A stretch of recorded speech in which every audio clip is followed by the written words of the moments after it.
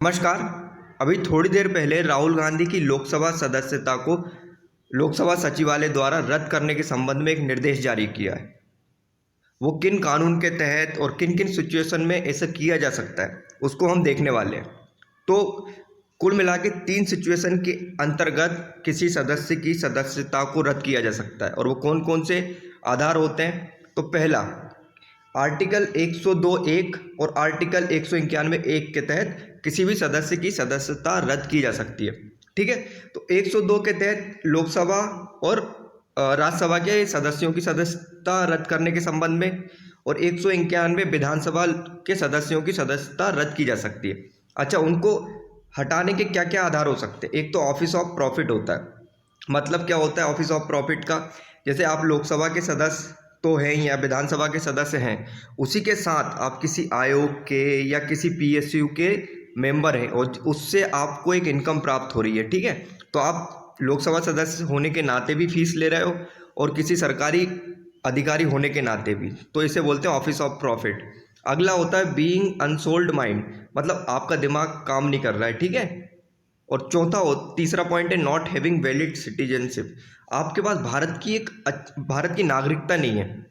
तो इन आधार पे आप इन 2 अनुच्छेद के द्वारा किसी भी सदस्य की सदस्यता को रद्द कर सकते हैं।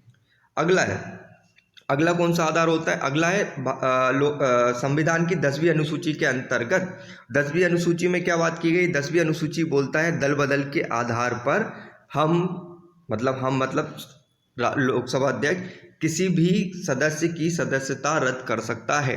ठीक है, अगला जिस कानून के तहत राहुल गांधी की सदस्यता रद्द की गई है वो कौन सा है, जनप्रतिनिधि कानून 1951। इसमें क्या बात की गई है कि किसी भी क्रिमिनल केस में जिसको कन्विक्ट कर दिया गया है और उसे 2 साल से अधिक की सजा हुई है, उसे की सदस्यता को आप रद्द कर सकते हो।